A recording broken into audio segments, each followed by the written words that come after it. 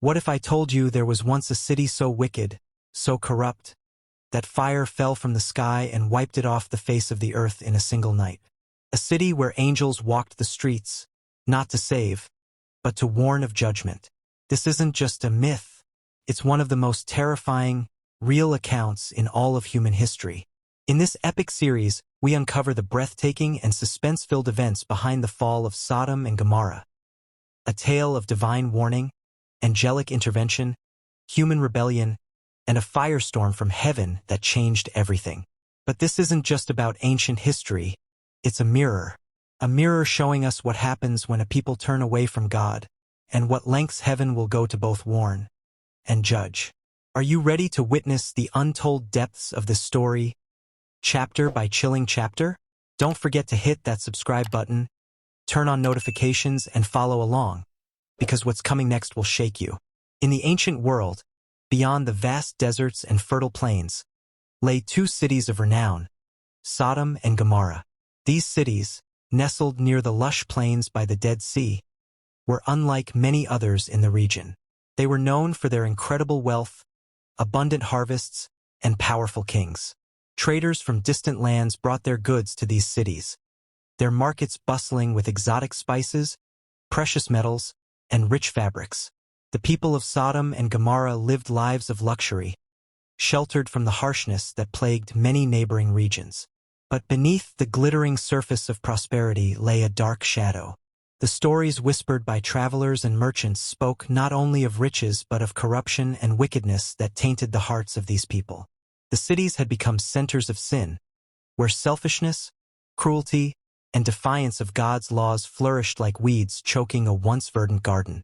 The Bible tells us these cities were so corrupt that their very names became symbols of sinfulness. But how did such flourishing places fall so far? What led the inhabitants to embrace evil so fully that divine judgment seemed inevitable? The story begins with two key figures: Abraham, the patriarch known for his unwavering faith in God, and Lot, his nephew, who had journeyed with him from their homeland. Abraham's life was intertwined with the unfolding drama of Sodom and Gomorrah. He had left his homeland following God's command, settling in the land of Canaan, where God promised to make his descendants as numerous as the stars. Abraham's faith was tested countless times, but he remained obedient, trusting in God's promises. Lot, however, chose a different path.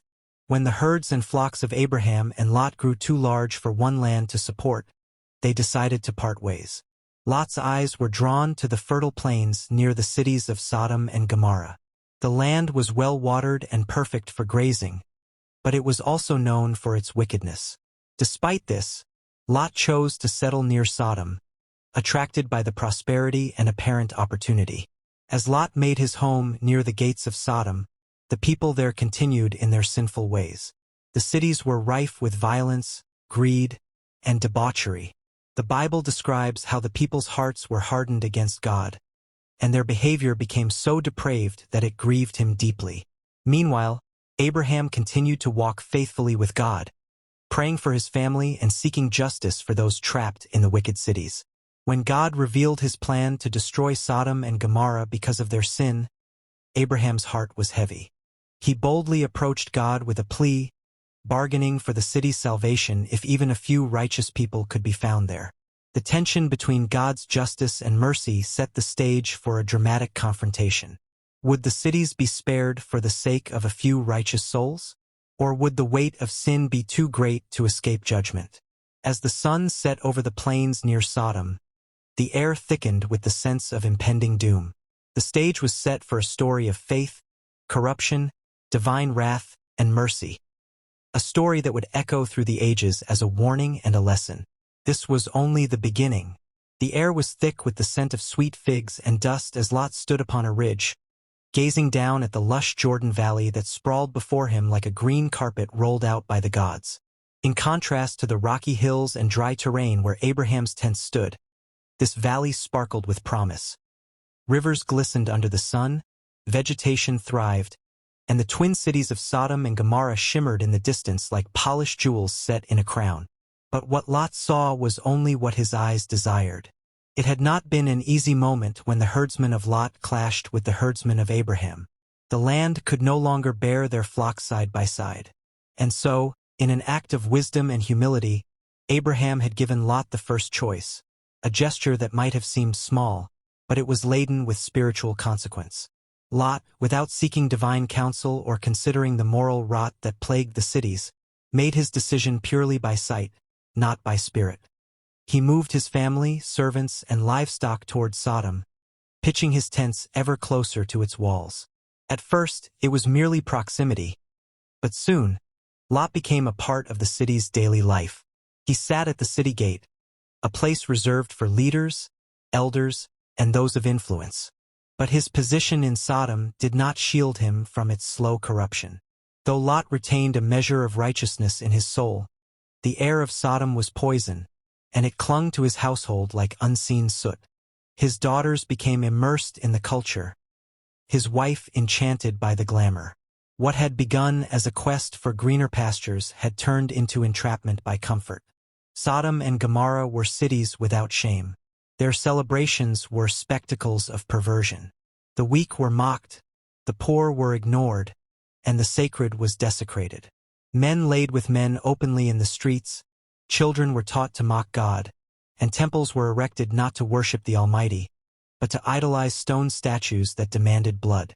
The people grew proud, intoxicated by their own pleasure, believing their cities were untouchable, eternal empires beneath the heavens. Yet unseen to them, a dark cloud was gathering, not of weather, but of divine reckoning. High above, in realms beyond human perception, angels whispered before the throne of the Most High. Their eyes had seen the unthinkable. They had reported atrocities beyond measure, not simply sin, but willful rebellion so thick it choked the spiritual realm. A stench had risen from the cities to heaven, and the cry of the innocent, victims long forgotten, abused and broken, had reached the ears of the Almighty. God, the judge of all the earth, resolved to act.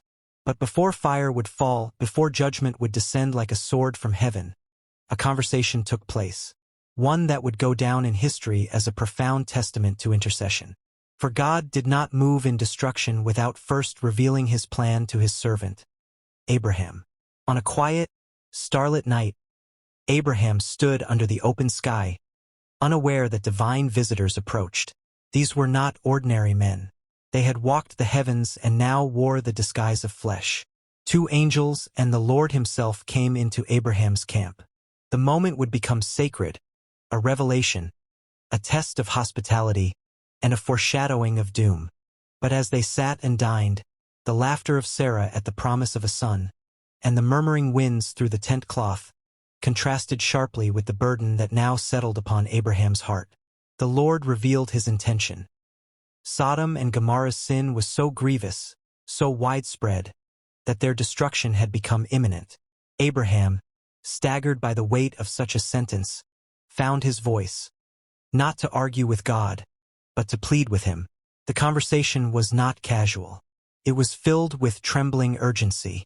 Will you indeed sweep away the righteous with the wicked? And thus began the intercession, from 50 righteous men down to 10. If even 10 could be found within those city walls, God would spare them. The Lord agreed, but in his divine knowing, he saw what Abraham could not. Sodom had plunged too far. 10 righteous souls could not be found. Even still, the conversation had meaning. It showed that mercy was not far from justice, and that one man's prayers could stir the heart of God. Back in Sodom, night fell like a black curtain, heavy and suffocating. Lot sat at the city gate, unaware that messengers of divine judgment were approaching. The people of the city laughed and drank, preparing for yet another night of wickedness. The air, though festive, carried an unseen tension. The final hours were ticking away. The sun would rise again, but the cities would not survive to see it set. The wind howled softly over the plains as dusk crept over the land like a silent predator.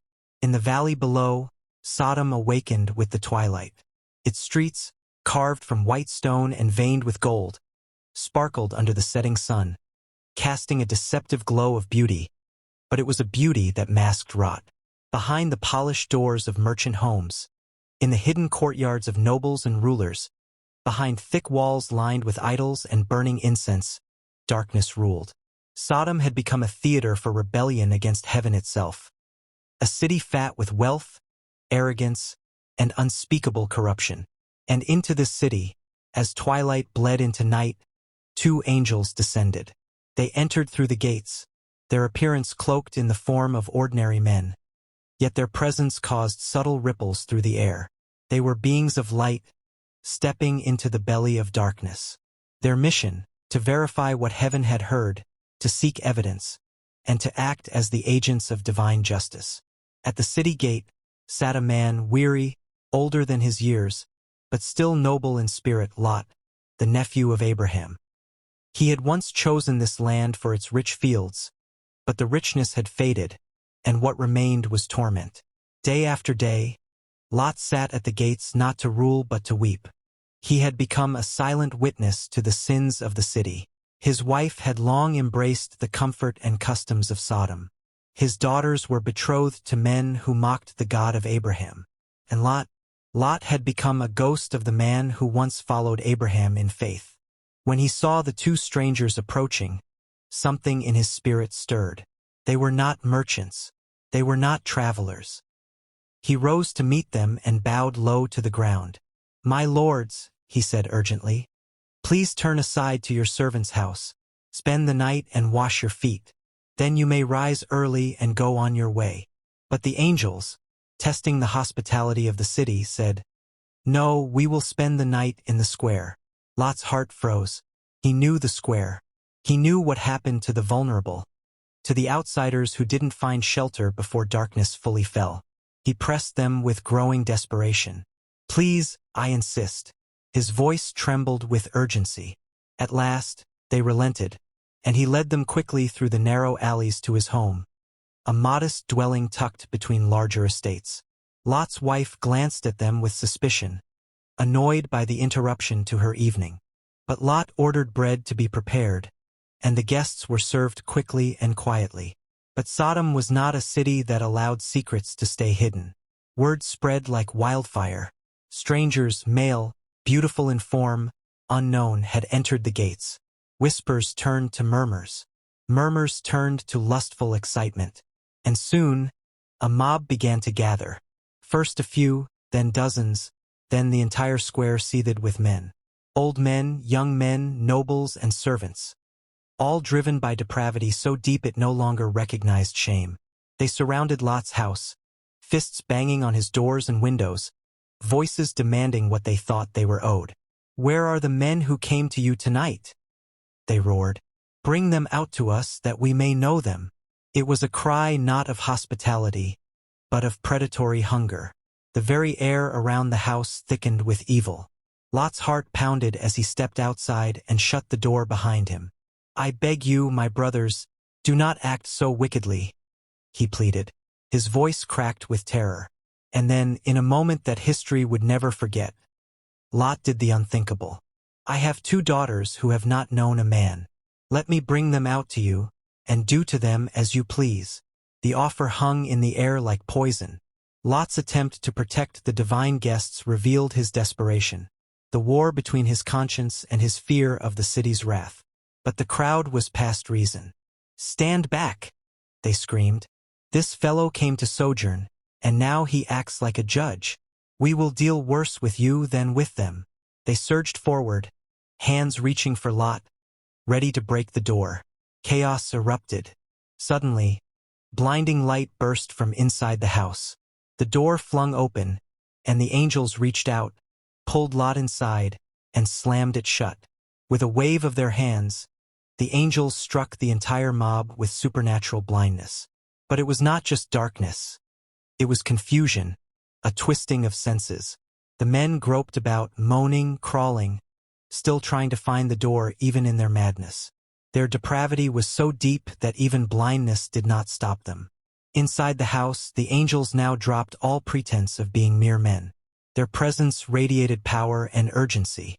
"Lot," one of them said with authority that shook the walls, "have you anyone else here? Sons-in-law, sons, daughters, anyone? Bring them out of this place, for we are about to destroy this city." Lot's heart dropped. He stumbled through the house, calling his daughters. Then he rushed through the back alleys to find his sons-in-law. He grabbed their arms and whispered desperately, "Hurry! The Lord is about to destroy the city." But they laughed in his face. To them, he sounded like a man raving, caught in old religion, ranting about wrath and judgment. They returned to their wine and women, blind to what was coming. Back at the house, the angels stood ready. Dawn was approaching, the window for mercy closing fast. "Lot," they commanded, "take your wife and your 2 daughters who are here, lest you be swept away." And yet, even in the urgency of that moment, Lot lingered. Maybe it was fear, maybe it was sorrow, maybe it was the weight of everything he would lose, his home, his wealth, his comfort. And so, in an act of divine mercy, the angels seized them by the hand, Lot, his wife, and his 2 daughters, and led them out of the city. Their touch was both gentle and fierce. It was not a negotiation. It was an act of deliverance. As the first rays of dawn crested over the mountains, Lot and his family were brought to the edge of the city. One angel turned and gave the final command, "Escape for your life. Do not look back or stop anywhere in the valley. Escape to the hills, lest you be swept away." But the moment of decision was not over. As Lot looked to the mountains, a new fear gripped him. "No, my lords," he said, trembling. "I cannot escape to the hills, lest disaster overtake me. Behold, there is a small city nearby. Let me flee there. Is it not a little one?" Mercy once again covered him. "Very well," the angel replied. "I grant you this favor. Escape there quickly, for we can do nothing until you arrive." The city was named Zoar, small, a place of refuge for a trembling soul. And so Lot ran, his family at his side, hearts pounding. Behind them a city that did not yet know it was breathing its last. But far above them, in the heavens, judgment had already been set in motion. The winds had shifted. The air grew tense as the final moments of Sodom's existence drew near. The city's once proud spires, towering above the plains, now seemed like the dying embers of a great fire. Every street, every corner, every stone that had once echoed with laughter, with the cries of children, with the sounds of revelry and sin, stood still, waiting. Even the heavens above, once filled with the sun's warmth, now held an unnatural stillness. It was as though the world itself held its breath. Lot and his family, though fleeing the city at great speed, could not escape the growing dread that filled their hearts. Every step they took toward the distant hills felt like the pounding of their souls, echoing against the weight of impending doom. Behind them, the city still loomed, and with it, the memories of everything they had lost, the price they had paid for living amidst the corruption that had festered in Sodom. The journey was arduous, and as they reached the base of the hills, Lot's heart could not rid itself of a nagging sense of urgency. But something else also gnawed at his spirit, the command to not look back. "Do not look back," the angel had said. It was a simple command, but one fraught with deep significance. It was more than just a matter of not turning around. It was a final test of faith. The destruction of Sodom was not simply the end of a city. It was the end of an era. It was the breaking of a covenant, the severing of ties between a people who had once known the ways of righteousness and the divine, but had turned away and embraced wickedness to the fullest. As Lot and his family ascended the hills, the ground beneath them began to tremble. The distant sky, which had once been painted with the colors of dawn, now darkened ominously. The first crack of judgment rang out across the heavens, like the distant thunder before a storm. At that very moment, the first flame descended, small at first, a mere spark against the dark sky, but growing ever larger as it fell from above. Lot and his family did not yet understand the full weight of what was about to happen. They had seen the angels. They had seen the urgency in their eyes.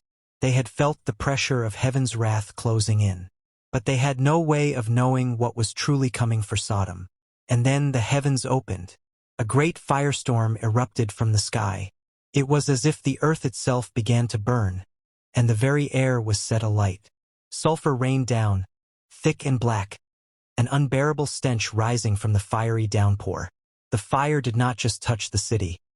It devoured it completely, consumed every corner, every wall, every house, every life.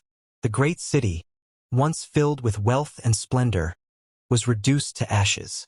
Lot's wife, still unable to fully escape the pull of her past, found her feet growing heavy.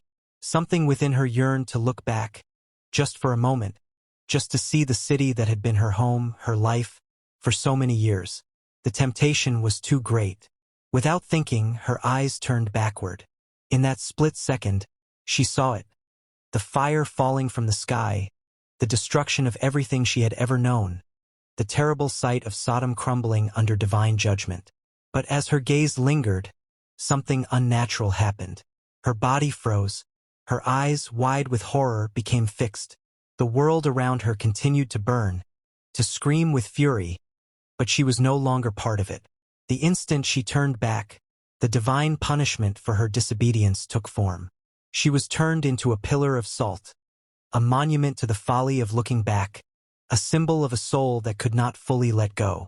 Lot, hearing the terrible silence behind him, turned just in time to see his wife, now a statue of salt, her face forever frozen in the agony of that last, fleeting moment of regret. A cry of anguish tore through him, but there was no time to mourn. The fire was closing in. Sodom was falling. He grabbed his daughters, pulling them with all his strength. They ran toward Zoar, the small city that would be their refuge, but their hearts, too, were heavy. They had seen the terrible consequences of their father's choices. They had watched the city they had once called home burn to the ground, and though they had been spared, the cost of survival was steep. As they neared Zoar, the sky above them burned with an intensity that seemed to scorch the very air. The land around them was a desolate wasteland, a land that would never again bear fruit. Lot looked behind him once more, not daring to glance back at the remains of Sodom, but instead focusing on the horizon ahead. The mountains loomed in the distance, their jagged peaks touched by the flames of divine wrath. And yet, despite the terror that had gripped the land, there was an eerie quietness around them. The fire, though devastating, had been selective in its destruction. It was as if God had chosen to preserve Zoar, sparing it from the inferno that had consumed its neighbors. Perhaps this was divine mercy at work, a reminder that even in the midst of judgment, there could still be hope. Lot and his daughters reached Zoar as the last remnants of the fire began to die down. The heat of the day had left the land suffocating, but there was an odd stillness in the air. It was the silence of death, the silence that followed great catastrophe. And as Lot stood in the entrance of the city, gazing back at the smoldering remains of Sodom, he understood the weight of what had just happened. He understood that it wasn't just the city that had been destroyed. It was everything Sodom had represented. It was a symbol of rebellion, a reminder that sin has a price, and that there is no escaping the justice of the Almighty. But even in that moment of sorrow and loss, there was a glimmer of something else, something that kept Lot and his daughters moving forward. And so, they stood there, at the threshold of Zoar, the city of refuge, and watched as the world they had known disintegrated in flames.